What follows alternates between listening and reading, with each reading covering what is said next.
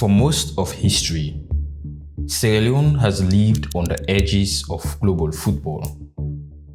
It had players, it had passion, but it did not have the structures that turn talent into legacy.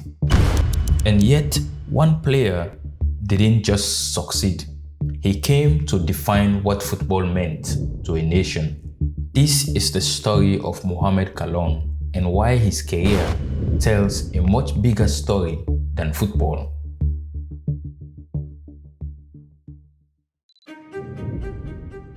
Sierra Leone has never been a football superpower. Not like France, not like Brazil, not like Argentina. It never had world-class academies. It never had a strong export pipeline to Europe. So how did a player from here break into elite European football? And why his success mattered far beyond the pitch? Very few players from Sierra Leone have reached Europe's top leagues. Fewer still have reached the Champions League, played for major football clubs, or led their national team over time. Mohamed Kallon did all three. For years, he was not just Sierra Leone's best football player, he became its reference point. To understand why Kallon mattered so much in Sierra Leone's football, you have to understand when he emerged. The 1990s were a brutal decade for Sierra Leone. Civil war disrupted everyday life, including football.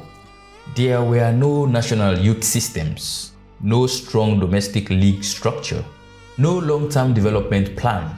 While other countries were building systems, Sierra Leone was trying to survive. In places like France, talent moved through academies, scouts, and clubs. In Sierra Leone, talent moved through chance. If you were exceptional, you had to find your own way out. That's the world Mohamed Kallon came from. In 1996, at the age of 16 years, Mohamed Kallon became the youngest football player at the African Cup of Nations in South Africa. He scored a 2-1 winning goal against Burkina Faso. You see, Mohamed Kallon's rise was not smooth or predictable, but it was visible. From 2001 to 2004, Mohamed Kallon stood out at Inter Milan. He scored 9 goals in 29 matches in Serie A and finished as the club's second top scorer, competing with stars like Ronaldo. Back home, it meant more than football. Kallon was not just playing in Europe. He was a proof that it could be done. And for the first time, football became something to believe in. For years, the national team revolved around him, not because of ego, but because there were no systems behind him. Kallon's career was not perfect. There were controversies, setbacks, and decisions people still talk about. But that's part of the story. When one player carries a nation's hope, every mistake is louder and every success becomes symbolic. Today, Mohamed Kallon is more than a former star. He is working to shape the future of football in Sierra Leone.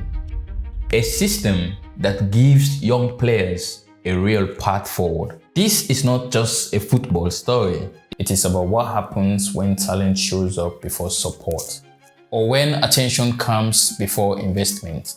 Mohamed Kallon did not grow up in a system. He came before one existed. This film is not just about celebrating greatness. It is about understanding how one career exposed both the potential and limits of a nation still building its future.